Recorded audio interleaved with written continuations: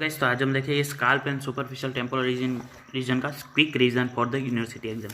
तो scalp basically होता क्या है, तो this is the soft tissue है जो हमारे क्रेनियल होल्ड को ऊपर से कवर करता है। ओके, ऐसे हमारे क्रेनियल होल्ड को ऊपर से कवर करता है, उसे हम बोलते हैं स्काल्प। ओके, तो उसका एक्शन कहाँ से कहाँ तक होता है, तो एंटीरियरली कहाँ पे होता है, तो कि सुप्रा ऑर्बिटल मार्जिन याद रखना है। पोस्टीरियरली कहाँ पे होता है, तो पोस्टीरियरली ओसिपिटल बोन पे एक प्रोट्यूबेंस होता है जिसे बोलते हैं एक्स्ट्रा ओसिपिटल प्रोट्यूबेंस, और एक लाइन होती है जिसे बोलते हैं सुपीरियर न्यूकल लाइन।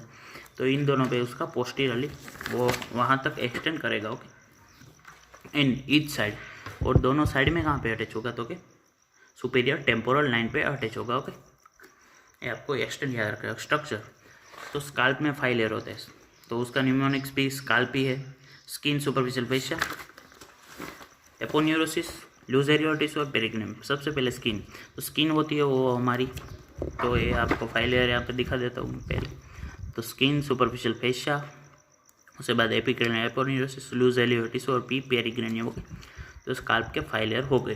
क्लियर। सबसे पहले स्किन में आपको एयर दिख रहे होंगे। ओके, तो उसमें एयर होते हैं और मोर number of sweat glands and sebaceous gland होती है। ओके, दूसरा आएगा सुपरफिशियल फेशिया। सुपरफिशियल फेशिया में क्या हो गया, तो ज़्यादा से ज़्यादा ब्लड वेसल्स हो गए। ओके, तो ये आपको याद रखना है। अब तीसरा लेयर आता है एपिक्रेनियल, एपोन्यूरोसिस। उससे पहले मैं आपको एक बात बता देता हूँ जो हमारा ओसिपिटालिस मसल होता है, ऑक्सीपिटो फ्रंटालिस मसल होता है, उसकी 2 बेली होती है, तो ओसिपिटल बेलिस और दूसरी होती है हमारी फ्रंटल बेलिस। ओके, तो जो ओसिपिटल बेलिस होती है और जो फ्रंटालिस बेनी हो, दोनों का इंसर्शन होगा कहाँ पे, तो कि epicranial aponeurosis, 3rd layer of the scalp में। पर उसका ओरिजिन देखते हो। तो सबसे पहले ओसिपिटल बेलिस, तो the occipital bellies are small and separate. Okay, small and separate होगी, और each arise from the lateral 2/3 of the superior nuchal lines and supply by the posterior auricular branch of the facial nerve. तो अब यहाँ पे occipital बेली देख सकते हो, यहाँ पे सुपीरियर न्यूकल लाइन्स, तो वहाँ से उसका ओरिजिन होगा। ओके, और supply by posterior auricular branch of the facial nerve आपको याद रखना है। Frontalis belly are longer, wider and partly united with the medial plane. Longer, wider, occipital belly कौन सी थी, स्मॉल एंड सेपरेट, ये कहाँ होगी, लॉन्गर एंड वाइडर होगी। Okay, is arise from the skin of the upper eyelid of the forehead. आगे की तरफ है, तो कहाँ से अराइज होगी, तो क्या skin of the upper eyelid and the forehead. Okay, तो एक किससे सप्लाई होगी, तो क्या temporal branch of the facial nerve, तो वो किससे होगी, पोस्टीरियर ऑरिकुलर, और ये होगी टेम्पोरल ब्रांच, दोनों फेशियल नर्व से ही सप्लाई होगी। ओके, अब बात करते हैं तीसरा लेयर, तो कि कौन सा था, एपिक्रेनियल एपोन्यूरोसिस।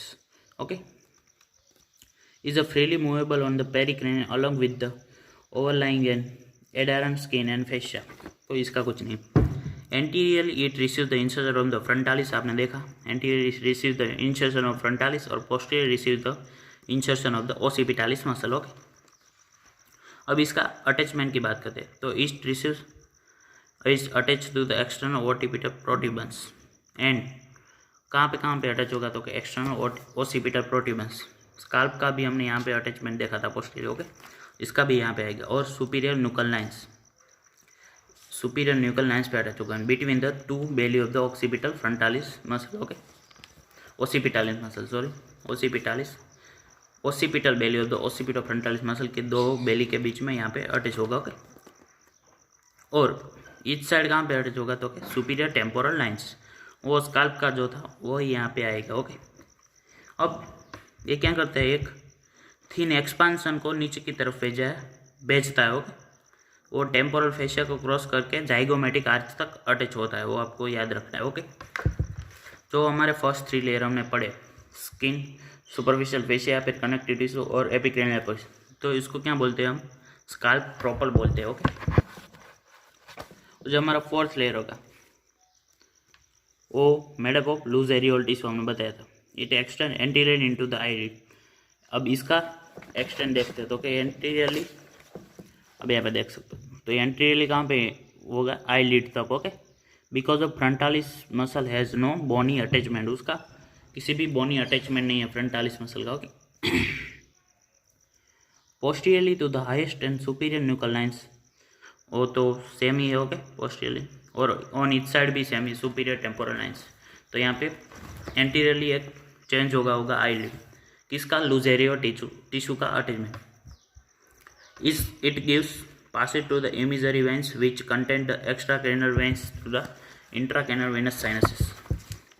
तो ये रही हमारी इमेजरी वेन, ये रही हमारी इमेजरी वेन। ओके, तो ये क्या करता है, तो एक्स्ट्रा क्या बताया मैंने, एक्स्ट्रा क्रेनियल वेन्स को इंट्राक्रेनियल विनस साइनस के साथ कनेक्ट करता है। तो एक्स्ट्रा क्रेनियल वेन्स को ड्यूरल विनस साइनस, तो आपका ड्यूरल विनस साइनस क्या होता है, तो कि ड्यूरा मैटर में साइनसिस होते हैं जिसे हम बोलते हैं ड्यूरल विनस साइनस। दो लेयर के, मेनिंजियल और एंडोस्ट्रियल लेयर के बीच में जो साइनस होते हैं उससे हम बोलते हैं ड्यूरल विनस। तो एक्स्ट्रा कैनियल वेंस होती है उसको ड्यूरल विनस साइनस में ड्रेन के लिए मदद करता है। मीन्स कि ब्लड होता है वो इसमें ड्रेन करना पड़ता है ना, हमने आप ड्यूरल विनस साइनस बताएंगे तब आपको पता चल जाएगा। अब last layer, fifth layer of the scalp called the pericranium is loosely attached to the surface of the bones but is firmly attached to their suture where is sutural ligament binds pericranium to the endocranium। तो ये तो आपको याद ही रखना पड़ेगा, इसमें कुछ नहीं है। तो क्या है आपको फिर से एक बार बता दूँ, तो उसे हम क्या बोलते हैं, फिफ्थ लेयर को पेरिक्रेनियम। ये किससे लूजली अटैच होता है, तो कि surface of the bones but is firmly means tight attach किससे होता है, तो कि adherent to their sutures where the sutural ligaments bind, जहाँ पे सुचुरल लिगामेंट्स बाइंड होता है। The pericranium to the endocranium, जहाँ पे सुचुरल लिगामेंट्स बाइंड होता है पेरिक्रेनियम टू द एंडोक्रेनियम, वहाँ पे वो फिमली अटैच होता है। वो आपको याद रखना पड़ेगा, उसमें ज़्यादा कुछ नहीं। तो this is the quick revision of the scalp. Thank you guys, thank you for watching this video.